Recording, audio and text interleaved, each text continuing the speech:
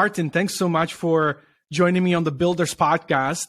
Super excited to have you and dive into your story and what you're working on, because I think your experience, your professional experience, and obviously your passion, which interacts with web3 and content creation and NFTs and community building, I think obviously it's super relevant to this space in general. Before we get into what you're working on, can you tell us your story? Well, first of all, thanks for having me on the show. Really a pleasure to be here. A bit about my background. I grew up in Montreal, Canada, discovered pretty early on a passion for illustration, weirdly enough. So I was always trying to draw my own comic book or manga characters. And then going into my late teens, like a lot of people, that's when I had to choose an academic path, which at the time I wasn't necessarily sure about. And we didn't have access to as much information as we do now. When you're growing up and you're not sure if being an artist is really for you, you have all these external influences like your parents, aunts, and uncles telling you, hey, you should study something that gets you into a safety net. Being an artist is kind of uncertain. So you start to believe that stuff in some way. And especially coming from an immigrant's family where school was super important, not sure of what I wanted to do, I decided to enroll in a pure sciences program before going to college. So the curriculum was focused mostly on everything that's math and physics. And the good part about getting into that program is that I figured out pretty quickly that's not what I wanted to do for the rest of my life. And I had to ponder and evaluate what career path would make sense for me. And at that time, I was still drawing and playing a lot of video games. So I did my research and I saw that there was a graphic design program in Concordia University in Montreal. And I convinced my parents that's what I should be pursuing. And looking back, it's funny, as I was very much into self-help, working out, and trying to find inspiring stories of people that made it. And that's when I stumbled across channels from people like Gary Vee and Ty Lopez. Yeah. And I remember back then they were talking about how every business will be on social media. And this is interesting because it baffled me that you could create a business around content. You could create and actually grow a business around that. I really got into photography when I was in that graphic design program. Since my uncle was a photographer, my dad and older brother were also into it. So I inherited a lot of that gear. And so it just made sense for me to try and see how I could turn a social media content into a business. So I asked my brother, Charles, if he knew a friend that might have a restaurant or a bar I could go to shoot some stuff, do photography for them and manage their Facebook and Instagram page. He made the introduction. And that's how I got my first gig as a food and beverage photographer. And at first people were like, why would I do this? Everything that's social media, normally it's for college students, for people to connect together. Like, why would my business be on there? And over time, what happened is that through word of mouth, restaurant owners started to see the results that they were getting on Facebook and Instagram. And they started reaching out to me, telling me, hey, I like what you did for my friend that owns XYZ restaurant. Can you handle our marketing? And I have to mention at this time, I had switched my major in university to marketing because I saw the potential and it really sparked my interest. It was a way basically to combine art and business. So little by little, I got around and I got to a point where I needed to start charging for the services. At first, I was mostly doing it for my portfolio. Long story short, I got 3-4 accounts to handle and it started to be a substantial amount of money as well. And it started taking a lot of my time. So I had to make a decision between staying in school, having like my major in marketing and like also studying graphic design, or actually just going full time into the business and learning as a practitioner. So I decided to drop out of school and really focus on what is now called Mars. It's my marketing agency that works with hospitality businesses. Started 6 years ago, and that gave me the contacts and the opportunities to open my own Japanese restaurant and bar. So that's a little bit about the story, and then we can go into like how I got into Web3 after. Yeah, man, absolutely, man. There's a lot of things that I want to ask you about, actually. It's not about Web3 at all now. Like, I'm super curious about the story. How did you actually end up starting your own restaurant? And why Japanese? And stuff like that. But just to circle back, I think it's pretty interesting because it feels to me that like this theme is repeating itself over and over again. I've done a bunch of these interviews already. And I talked to people that were very early on YouTube, for instance. And they told me the same thing, that the pattern was basically when they started, when the platform was just emerging, everybody was laughing at them. You know, everybody was saying like, why would you do this? Why would you spend your time? It's never going to go anywhere. And the same thing that you're describing with your business, with social media, the same thing was happening back then. Why would I care as a business about Facebook when it's for young guys, right? Young people. And so it's pretty interesting that we're now living through it again in Web3. Everybody's saying like, hey, this is nonsense. NFTs are not going to survive. It's all bullshit. And so it's actually interesting when you look back at a couple of these trends over the past decade and see exactly the same stuff repeating itself. I just find it super fascinating. They say history doesn't necessarily repeat itself, but it does rhyme. Exactly. So it's super interesting. Thank you so much for sharing your origin story. And so now let's get into it. So what made you to, let's say, not necessarily make the jump, but what got your interest about Web3 and NFTs? Obviously, you're at the forefront of the trends because you started social media agency. And so you saw it from the very beginning. And obviously, you follow even people like Gary Vee. They always talk about the next big thing, what you need to prepare your business for, etc. What was that push for you? Was it something like this that you got excited because Gary Vee talked about it or Kevin Rose talked about it and you were like, okay, I'm just going to give it a shot? Or was it something deeper that was inside of you and was basically pulling you in that direction? I would love to say it was something deeper at the beginning, but I think we all get introduced to these spaces by the type of content that we consume and the people that we hang out with. And fortunately, pretty much like I got into social media because I was consuming Gary Vee's content back then. I was still an avid listener of his content 2-3 years ago, still are today. And the moment he started talking about NFTs, I was like, what is this? At first, I think I heard about it and I was like, wow, okay, that's not that important. But then he started talking about it like pretty religiously. He just like every piece of content he would put out, he would mention, hey guys, pay attention to NFTs, pay attention to NFTs. And I just know that when he says to pay attention to something, he has a tendency to be, he's not Nostradamus or something, like he doesn't see the future, but like he does catch trends or technological tools that can really enhance businesses in the future and subsequently like impact culture. It's really what got me into NFTs. And at first, like the first NFT I bought was a VeeFriend actually. And so funny. And it was just my way of giving back to him for everything that he's done for me, the type of content that he's produced, how I got to learn from it, and I got to build my own business on top of it. That was just a way for me to give back in the way of buying his NFT, which was his art. I got the Juicy Jaguar, which is one of the characters in VeeFriends. And I also thought it was a pretty good deal because it gave you 3 years access to his conferences. So I didn't expect anything much more than that. But then like I mint the VeeFriend and then funny enough, like I come back to it like 4 or 5 months later and I see the thing and it's worth, at the time it was worth $30,000 or $40,000. I was like, what the hell is this? And I think that whole thing really caught my attention, I would say. Man, it's so funny because I actually got into Web3, into NFT specifically also thanks to Gary Vee. But my story is a little bit sad in this regard because I'm a huge fan of Gary Vee. I've been following him for years. I actually even was fortunate enough to visit his office a couple times and talk to his team. I actually organized an event, charity event with Gary Vee in Hong Kong 6 years ago. So already we did an event.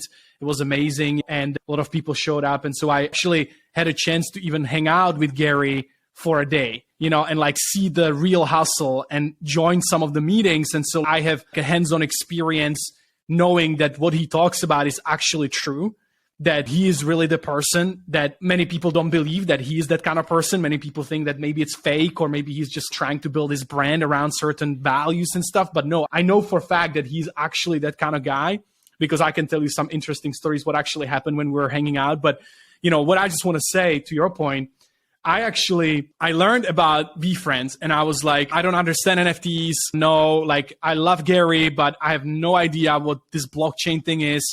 I'm probably just not going to look at it. And I dismissed it. And I was busy at the time. And I remember something similar happened to me, but I actually came back 4 months later without minting the friend. And then I look at it and I see the prices and I'm like, shit, I missed the boat. And so obviously then I started really paying attention. I wanted to first learn what these NFTs are all about, even what does it mean, what this technology is, because I rarely blindly just put money into something. I started investing my time. I started listening to all these podcasts about NFTs and this, and then like other podcasts. And then eventually I decided to buy one as well. But, it's very funny that our story is basically the same, but you are actually the one that at least caught the wave at the right time. Yeah, and I mean, you can't catch every boat. There's plenty of projects that I've missed the boat on as well. No, 100%. It's super, super interesting. Awesome. And so, yeah, so after you minted VFriend and obviously you learned that it's crazy and we were through the bull market and obviously we're not at that levels anymore because the market softened a little bit. But anyways, so what was the next step afterwards?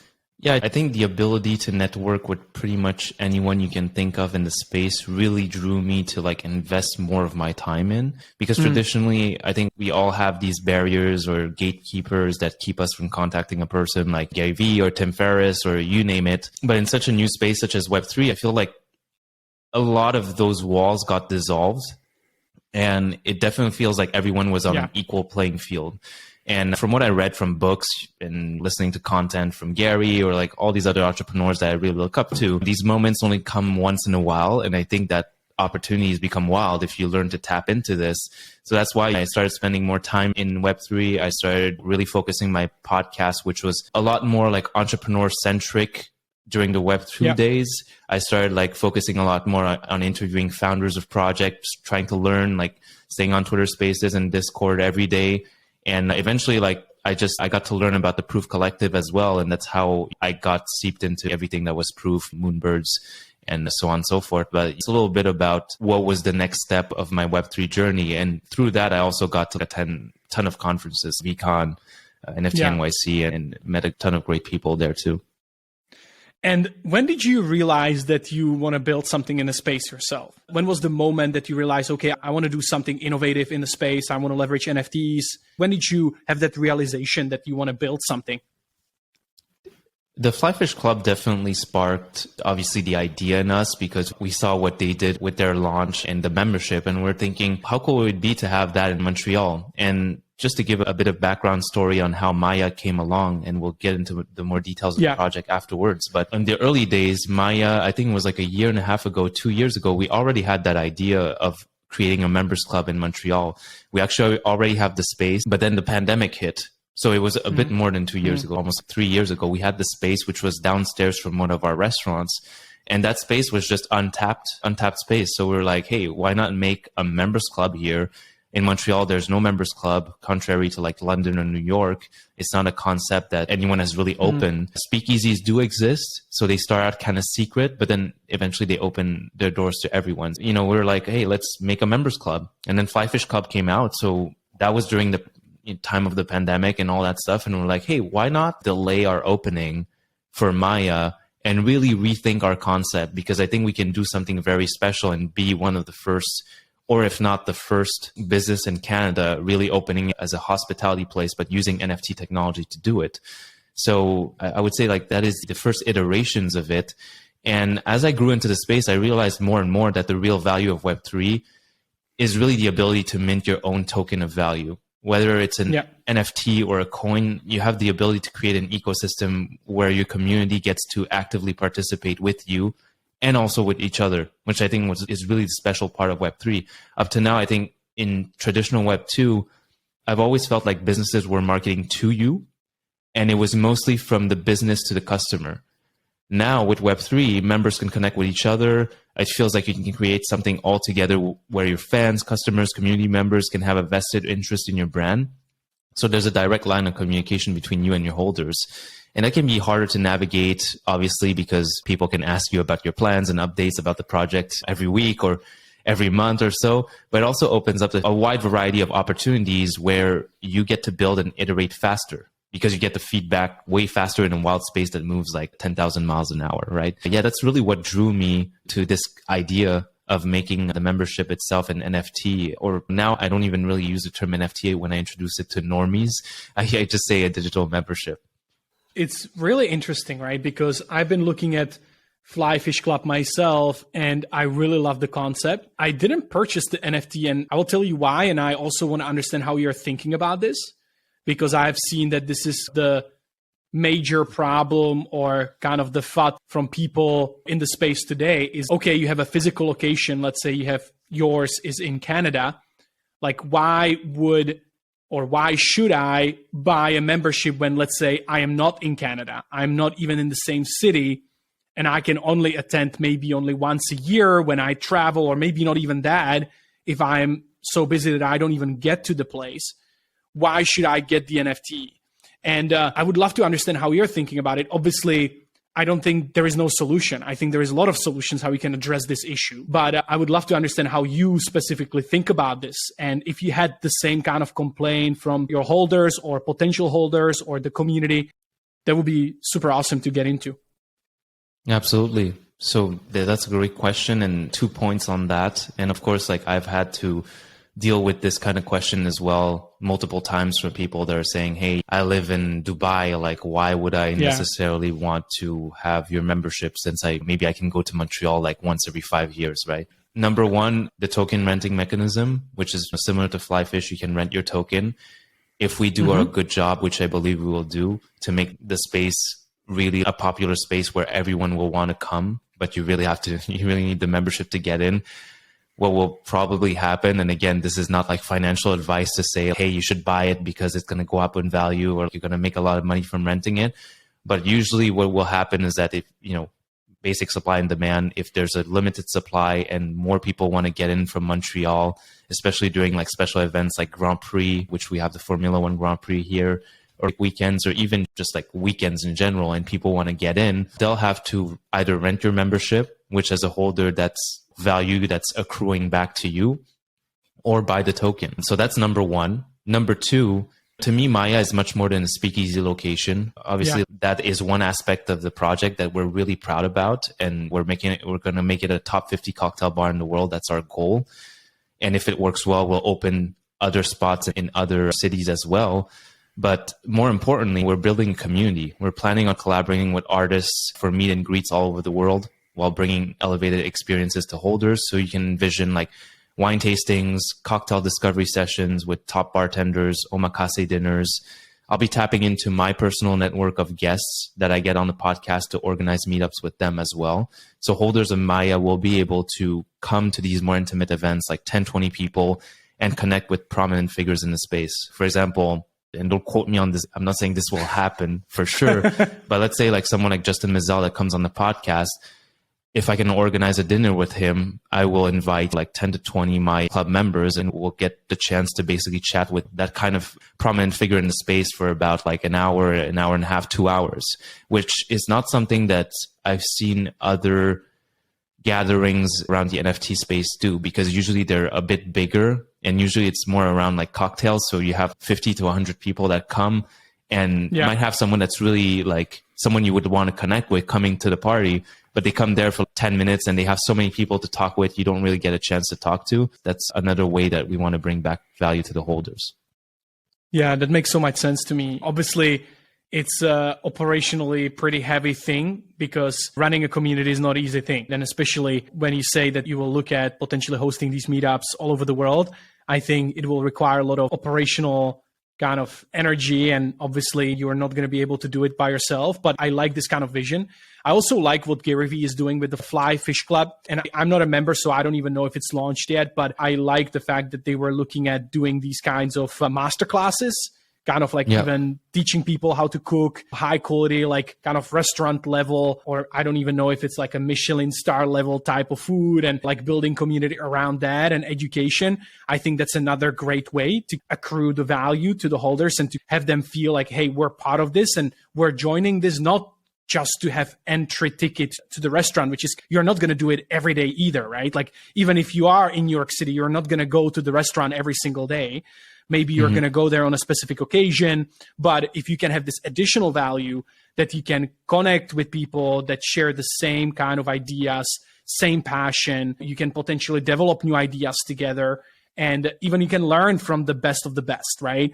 I think I'm just so sold on these kinds of communities and these kinds of memberships, because I think the traditional membership model is broken. I've been part of different, like even high-level clubs in Asia, for instance. And I spent I remember on one membership, I just wanted to try, it was like a business club. I spent, I think like $6,000 per year membership, right? Yeah. And they promise all of these things. They promise all of these events with all of these entrepreneurs, and they're going to invite you for everything and this networking and that and this. And then you join the club And you realize after a while that actually the value doesn't really exist in that way that they portray that amazing club, that they have all these connections and they're going to do all these different kind of events. And so then what? Like, you already paid for that membership. You cannot sell it to somebody. Right. You cannot exit, right? It's basically sunk cost for you already. And so that's why I think like this traditional model of membership is broken. And so I think NFTs fix this, right? Because I can buy in, and if I feel like the value is not provided or it doesn't match my needs that I have, like after 3 months, I can just exit. Yeah, that's the real difference. It's an actual asset that you own. Yeah, exactly. I'm so sold. And obviously I need to dig a little bit deeper into what you guys doing. I'm intrigued by this connection of hospitality and NFTs. And what does it actually take, man? Like, I understand that the NFT part, it's complicated in itself, right? Building the smart contracts, the blockchain. Obviously there are tools today that you can potentially do it relatively quickly. And like, there are some templates, I believe, but let's go beyond that. Like, what does it actually take to create this kind of amazing experience when you go beyond the NFTs, but actually this club, to make sure that it works operationally, that you have the best drinks, that you can become this like top 50 bars in the world? As you mentioned, this is your aspiration. What does this actually take, man? I cannot even imagine. It's a lot. First of all, you need someone that we like to call, and we don't call him or her a bartender, we call them a star tender, which is, you need that prominent figure that will be a bit like the image of the space. So when guests and customers come in, they know that this is the person that represents your cocktail list and that sets the standard for everyone else that's working at the bar. There's different facets to the cocktail industry. Obviously, having a very efficient mixologist that's working there or bartender that's working there is one thing, but you also have to have the stations in place, the bar stations, to really make a big difference. We're working with the best bar station company in the world. They're based in, I believe it's in Norway. It's called Behind Bars, and they've made a lot of the top 50 cocktail bars in the world are made by them, just because they have such an intricate way to design these stations where it's almost like it's modular. So you can move like different hexagons from places to places, and you can really like customize whatever kind of work experience you want as a bartender. So we're implementing that like inside our bar. But the thing is with that, it's not cheap. It's like the whole bar station for Maya is going to cost like 100K. So that's already 100K right there. So obviously the financing part of it is a big thing, but thankfully it's a project that we've had in mind for the past 3-4 years. So a lot of those things are already paid for. The project is going to happen whether or not we mint our NFTs, which I think is a big plus for the holders too, because they can see that, hey, this has already been instigated, right? It's not something that's we're dependent on the mint to start this out. This is already underway. The construction is already underway, and it's opening Q3 of 2023. But coming back to the question with like cocktails, a lot of it is again like being part of the community. We talk a lot about that in the NFT space, but like hospitality is all about community. How do you get your place to be known? You talk about it with other restaurant owners. You do industry nights. Cocktail game, it's the same thing. You have to go to these big cocktail competitions like Tales of Cocktail in New Orleans. That's like happening at the Ritz over there. It's the biggest cocktail competition of the year. And if you want your bar or your cocktail to have a reputation, you need a presence there. So it's also making sure you have enough, like an expense account almost, like for every year you're going to spend X amount of money to send your bartenders to these competition so that they represent the Maya. That's a little bit of background to what work we have to do for making a top 50. And how long does it take? Let's say you open a bar, and obviously you guys have some experience, so you're not starting from zero. It's not like me. If I decide tomorrow I'm going to open a bar, no matter if I have the money or not, you guys have some experience, but you're going to start this concept from zero.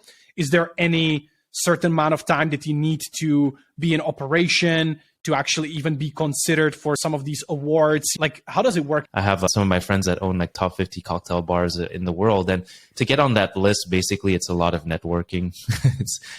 They just have to know who you are, and they see you at all these cocktail competitions. Now, obviously, your product has to be good too. It's not just, hey, I know you, put me on the list. But a lot of it is, again, it's just being part of the community and showing up. Yeah. And I just have some super random question. Do you guys come up with your own drinks, or do you guys focus on, let's say you want to have the best old fashioned in Canada. And that's how you can go up in the ranks. Like, what's the strategy that you guys want to apply?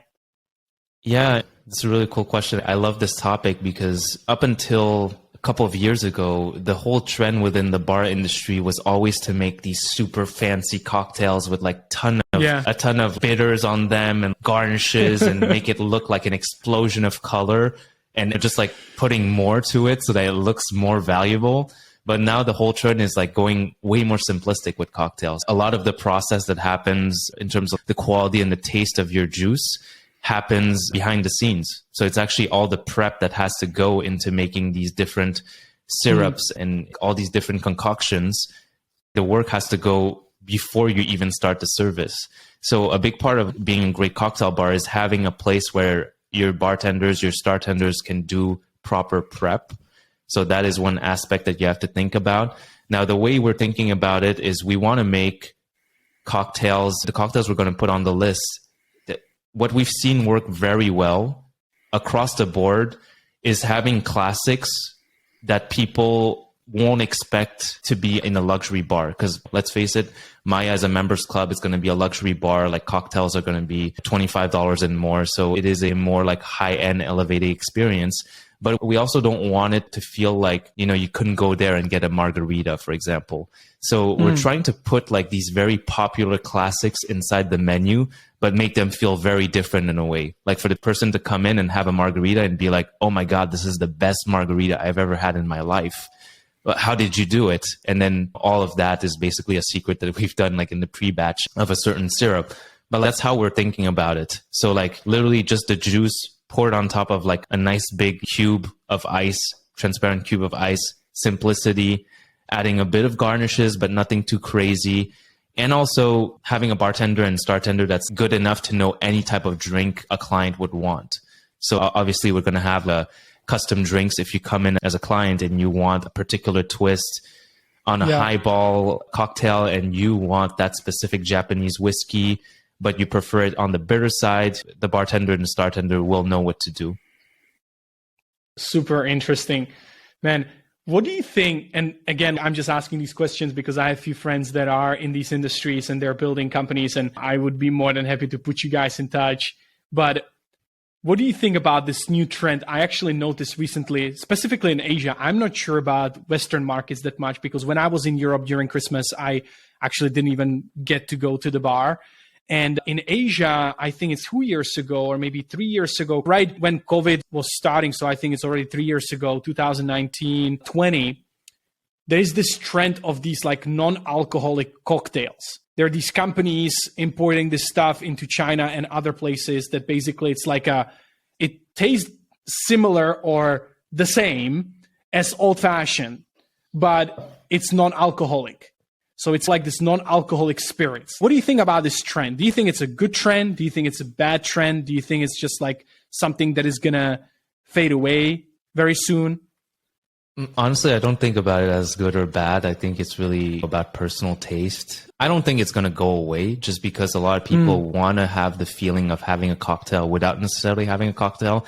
And I understand that more than anyone because being in the industry, there's always a reason to go out. There's always a reason to drink. You go outside and you meet a friend that's also an owner of a restaurant. He's like, hey, I'm getting you a drink. Let's have a drink together. And you're like, no, I didn't want to.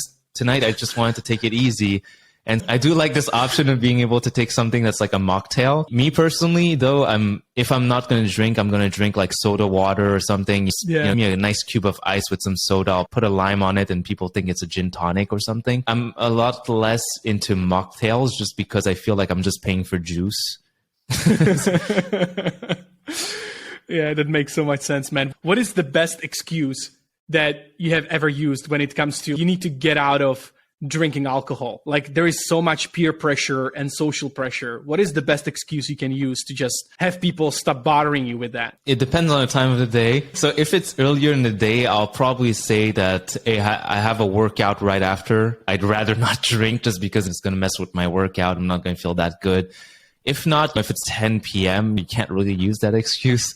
So I'm going to use something a bit more like, I know I'm going to say I drank for the past like 3-4 days because there was some sort of conference or something. I'm taking it easy tonight. Usually people are very like understanding of that. You just you basically just have to show that, hey, I'm not going to be swayed by your temptations. Because a lot of times people, it's almost like a game to them. They want to break your discipline.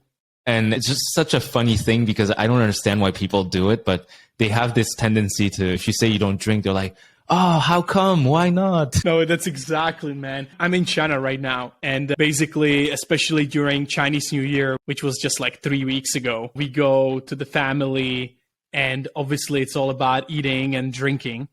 And in China, have you ever heard about Mao Tai? Have you ever tried it? Mao Tai? Yes. Is it like a cocktail? No, it's like a spirit, but it's made from rice. And it's basically the most popular thing in China. It's the most popular brand. It's called Mao Tai. Okay, and, I've heard about Baijiu, which is a type of liquor. Yeah, exactly. So Mao Tai is a brand of Baijiu. Okay. Baijiu is basically the type. It's all made from rice, and there is so many different brands. And Mao Tai is like the best brand on the market. Like it's so expensive. I think right now the price of a small bottle, like a half a liter bottle, I think it's $800 or something like that, or $700. So it's actually very pricey. I know that we have pricey alcohol in the West as well and different kind of things. Before I came to China 8 years ago, I never remember I would spend so much money on any kind of alcohol. They buy it like crazy here because it's like this, hey, this is the best brand, this is the historic thing, and it's also showing the status. And whenever you go to the family or you have a business dinner, like they tend to show off. The Vietnamese equivalent of buying a bottle of Hennessy XO. Yeah, exactly. But this is their local stuff here. And so why I'm actually mentioning it, it's so funny, man. I just went to the shopping mall here 3 days ago. And what they're doing in China right now, because this Mao Tai thing, this Baijiu thing, it's like old generation thing. Young people, when you look at like 20 somethings, people are not really into it because they think like this Baijiu, like I would rather drink the Hennessy, like the young generation in China. And so what they started doing to attract this like Gen Z population, they started like doing these pop-up stores and they will make ice cream with this Mao Tai, with this Baijiu, or they will make some sort of like iced tea kind of thing. The alcohol, obviously, it's not that they will put like a entire shot. Obviously, it's just get the flavor and maybe there is a little bit of alcohol. But it's very interesting how they're playing with this. Like they want to promote it to the younger generation to basically let them taste it and get used to the taste and like continue the tradition and make sure that like we can keep increasing the price. Yeah, and it's a very strong alcohol, Baijiu. Yeah, have you tried it, by the way? Have you tried Baijiu? Have you tried Mao Tai? Yeah, one of my clients at the marketing agency, he has a restaurant called Chifa. So it's Chifa Cuisine, Peruvian Chinese. And over there, they do have Baijiu. I have to tell you, man, and this is so funny as well, because it's known that foreigners like me, when you come to China, many foreigners don't like this stuff. They don't like Baijiu, they don't like Mao Tai because to some, like many people say, it just smells very weird. It's just like completely different stuff. You know what is so funny about me? Like I came to China, I tried it and I love it. I really like it more than any other alcohol. Like for instance, like I cannot just like, even like when you say vodka, when you say these kinds of things, even if it's some premium one, I will probably not enjoy drinking it. But if you give me Baijiu, some like at least reasonable quality, it doesn't have to be Mao Tai, like I will actually enjoy it. And I don't know why. It's so funny. What's your favorite cocktail? My favorite cocktail is old fashioned. I just always stick to the basics. I really enjoy really good old fashioned. Love it. Yeah. I have a couple more questions. I could just have this conversation about drinks and trends. I think it's just super fascinating. And I really appreciate people that have passion for these things like you, because you can actually learn a lot of things. But how do you see the future of hospitality? Obviously, we touched on NFTs and web3. That's probably part of that answer or part of that vision that you have. But in general, like, how do you look at where this industry is going? Is it about these exclusive experiences? Is it about something else? Like, what really gets you excited about this space in the future? I think it's the ability to augment customer experience and loyalty. I believe that there's going to be multiple ways for restaurants, hotels, bars, clubs, so anything like related to hospitality, to issue certain POAPs for events that like customers go to. and reward them based on the POAPs that they collect. I just think that's a no-brainer. Do I think every restaurant or every bar is going to have their NFT? No, I don't. But I do think POAPs are going to be a big part of everything we do, whether it's event tickets or whether it's just in attendance to a specific night at a restaurant. I was talking to Joe O'Rourke Bunchu on Twitter, which is leading basically the loyalty program for Starbucks. And he was saying that we're basically riffing on the idea of using NFT chips to track where people are going to, which Starbucks they're going to, which location they're going to, and basically reward them if it's their first time going to that specific Starbucks. Maybe it unlocks some sort of like journey that they can interact with on the Starbucks app. I think that kind of stuff is going to make it so much more fun for people to be customers of your brand. As I mentioned before, it won't feel like the brand is marketing to you. It will feel like you're actually building an experience with that brand. So for example, again, to use Starbucks, just because we're talking about Starbucks, they have access to so many different celebrities. They could collaborate with any brand they want. They could collaborate with any celebrity that they want. But traditionally, they've always been using that connection to market to their customers. So they would use the ad money to pay for a certain collaboration to get the customer to buy more of their product. But what if now, instead of doing that, they could use that money to get a collaboration and reward their customers by doing a private collaboration with Madonna and Starbucks? And if you're a super loyal customer, you get access to this very private event that they're throwing together. I think that's just very fascinating. And there's many different ways to leverage that in hospitality. Super cool. So when you mentioned POAPs, I'm actually with you 100%. I think there's just so much value left on the table when you cannot really track, you cannot really collect points, you cannot really transfer points, you cannot really track this and make it really engaging. And even like these kinds of, I know right now everybody talks about these open editions and these burns and stuff like that. And people are going crazy. Many people are calling it like it's a bubble, like it's not going to last. And obviously probably that's maybe to some extent true. But I really like even this kind of mechanics, right? That you can burn things. You could theoretically, instead of giving me a physical card, which still happens, right? I go to a coffee shop that I like and they will give me this physical card and they will say, okay, if you come 10 times, you will have like extra coffee for free or you will have extra brunch for free, right? I just think it's a no-brainer that these things should be NFTs. Right. And you can build a community around it. You can potentially exchange it. You can trade it and you can theoretically like really see who is the most loyal customer, who spends the most money and who is even willing to potentially invest in that and burn it into something, into some experiences or unlock certain things. And so obviously you can do many of these things, let's say in the Web2 world as well. You can have some loyalty programs and stuff. But I think the NFTs really add that additional engagement with basically you're allowing entire economy exist around it, right? I think that's something that really gets me excited. How do you guys specifically plan to implement POAPs? Or do you already have some strategy in mind? Or are you already testing some ideas maybe? Or is it still in early beginnings? Yeah, so we already threw an event for Moonbirds in Montreal at one of our restaurants. I think it was maybe 6 months ago or something.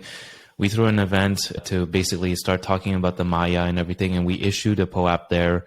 We're thinking about issuing a POAP for the next event we're throwing in Thailand in 2 weeks. So basically, it's just we want to get the seeds planted there. The beauty of these things is that they do allow for the opportunity or the flexibility to add value later on. It's not like you have to set it in stone and say, hey, if you collect 3 POAPs, this is what you get. We're just like racking up these POAPs. And then eventually we're probably at some point in the next year or 2 or 3, we're going to say, hey, for all our early supporters that came to those events, if you stacked up 3, 4, 5 tokens, you get to go on this crazy adventure with us, whatever that adventure will be. But let's say it's a tour of a whiskey distillery and we invite our holders to come with us, or if it's a very cool dinner that we're putting together and we have a great guest there, let's hope it's like Gary Vee or something. Like those kind of things, I feel like 100%. There's a lot of gamification to be made. 100%, man. I have another idea for you. You should do something like if you stack 10, 20 POAPs, whatever is the number, you're going to be able to have a drink named after yourself in our speakeasy for a month or for 2 months or something like that.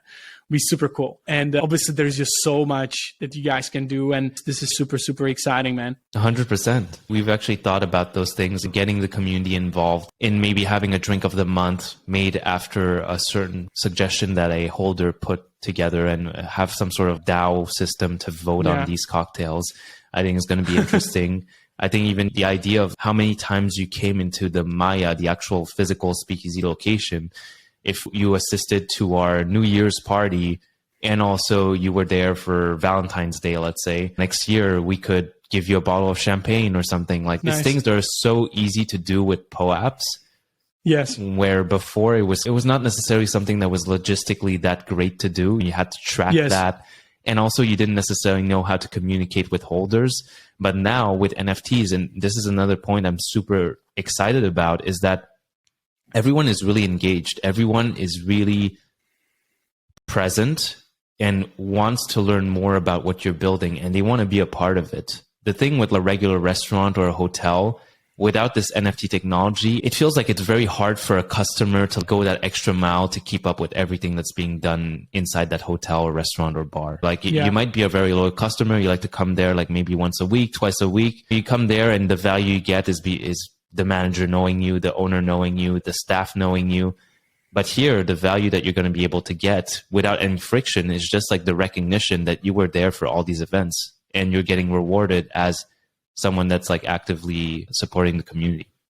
There's just so much value in all of these things. And I think we're still at the beginning of the cycle, right? I think we need more time to obviously have more people realize, and also we need more time and onboard more people so that we get behind just the speculative aspect of the market, which obviously in NFTs and in Web3, you see it quite a bit. Like people will mint your project. They have no intention to ever contribute to it or to ever use it as that real utility. They just want to get it, flip it. I guess that's most of the space, especially today. And again, I'm not saying that's bad. I think that's just natural progression of the market. And so I think we need to wait a little bit longer. We need to have more builders like yourself to build actual experiences and things that are diverse so that we can onboard more people. And as more people enter the space, then the market is going to stabilize a little bit, and you will really see the actual utility that this technology brings to the market and to the holders, and that you can maybe in 10, 15, 20 years, you can actually go back. And then you have the real proof that you were there when Martin just opened the door for the first time. And then you are the real OG. Let's say we open another spot and we look at all the POAPs that someone has collected or what they hold in their wallet, and we're able to say, hey, being a super early supporter, being on us with this in this wild journey, you get first access to our club we're opening, our restaurant that we're like privately opening, or whatever that might be. There's so many possibilities. It's mind-boggling. One thing I wanted to touch upon is that I feel like there's going to be, as the market matures, there's going to be more projects and more NFTs that are issued in a way that's accessible to people. The bull market and everything, we've seen so many things like mint at 0.5, 1, 2 ETH, 5 ETH, all that stuff. But we're probably going to see a lot more of it coming down to $20, $30 to mint something, or like even $10 as it progresses. But it's going to be more and more accessible. Fully agree with that. So Martin, as we're approaching the end of the podcast, as I said, I want to be respectful of your time. We're a little bit over. But tell us a little bit more. So what is your strategy here? What is the timeline? Like, I know that you're already building the physical space, etc. When are you planning to launch the NFTs? I believe it's not on the market yet. Yeah, right now it's a private mint. So we're reaching out to friends and family and people we know in the space. Eventually in March, somewhere around March, we're going to launch the actual like allow list minting. If we look at the tokens, there's 2 tiers of membership, Odyssey and Legend.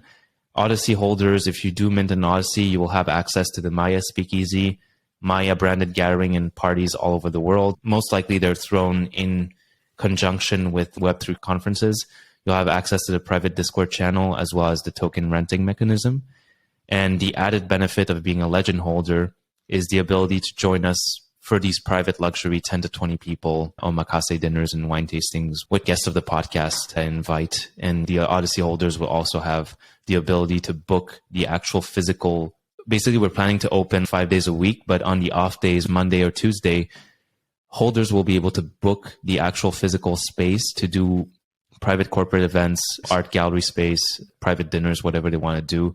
So that's an added benefit as well. There's 1,700 tokens of the Odyssey, which is at zero 0.7 ETH, and 800 tokens of Legend, which is at 1 ETH. Nice. And so where can people learn more? What's the process if they're really interested in learning more about this stuff? Yeah, the best place to find all these information is mayaclub.xyz. Follow us on Twitter at mayaclub_xyz. And for me, it's at the THE Martin Hugh, which is HYU at the end.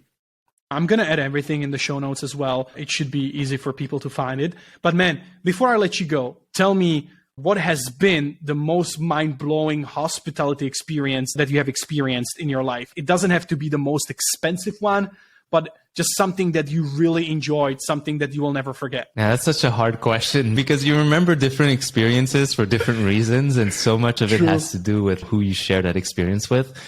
But I'll answer your question on both sides. So in terms of a fantastic dinner from start to finish, I would have to say Gramercy Tavern in New York City, one of the best restaurants I've been to. It's just, they have a second to none chef and sommelier there. I'd recommend getting the select wine pairing where they get special bottles from their cellar, which are just not available anymore. And they pair it with your food. And that has to be like in the past 2-3 years, like the best dinner experience I've had. For the best cocktail bar experience in Montreal, because I want to rep my city, I'd have to say Marcus, which is it's a seafood restaurant opened by Marcus Samuelson, famous chef, but they also have a lounge section, which is a part of the Four Seasons Hotel. And that cocktail bar, the people that are working everything from A to Z, the prep and all that, they really know what they're doing. And every time you come there, you feel like they just know you and they know what you want. And if you're not satisfied with the drink, you send it back and then add something to it. And then you're like, oh, that's just perfect. And they remember your taste. I have to say also, the ones that are most memorable for me is mostly these big dinners that I have in family. Not necessarily at the most expensive restaurant or like the best cocktail bar or whatnot, but it's just this homey feel. You go to an Asian restaurant, you go to a Vietnamese restaurant, you get some pho, or you go to a Chinese restaurant and you get some dim sum. Like that to me, sitting around a table with all your family members and sharing a moment, that's best hospitality experiences I've had. And a lot of these best quote unquote experiences come from the fact that you've been to that place a couple of times and the people that work there know who you're all about. They greet you. The manager talks to you. The chef comes out and they speak to you because they knew you or they know your family. That's what I feel is special about hospitality. And that's what we want to bring with Maya as well. Because as with a limited amount of members, 2,500 members total that hold the membership, that is an achievable number to remember what every single person is all about. What is their taste? Like, do they like something that's more on the bitter side? Do they like something that's a bit more sweet? Where are their allergies? Where do they like to sit? Having all of that in place, I think, makes for a good hospitality experience. The idea of going into a space and knowing that they always have a spot for you, that to me is the best feeling ever. And that's something we want to be able to do at Maya. We want to be able to reserve some tables that, like, no matter if you come on a Friday night, hey, we got you. We can do something. Like, just let us figure this out, but we'll do something. I think this is such a great time to wrap it up because I fully agree with you, man. The worst thing that can happen to you ever, no matter what kind of restaurant you go to, is you go there, you want to enjoy it, and there is no spot, or you have to wait for 3 hours. That's the worst thing that can happen. And so I fully agree with you that if you can achieve this kind of level, obviously it's also, I would say, luxury. It's not just hospitality. Really caring and creating a system to have all these details, or at least your staff. It's not going to be just you as one person, but like you built a system so that your staff can be empowered to make these things happen, to turn this kind of, I would say, normal thing of going to a restaurant into an actual experience that you feel welcome and you feel taken care of, like you're the most important person in the world. I think that's just what's going to make so much difference. Man, I'm just super excited, and good luck with everything. Thank you, Jan. It was really a pleasure being on the show, and you're a really good interviewer. I love the questions and I love the enthusiasm and the way that you present these topics. You're someone that, like, I got to know through the, as I see with your PFP Moonbird community. And I think it's going to be a lot more exciting stuff coming in the next few years in the space. 100%. Thanks so much, man. Really appreciate your time.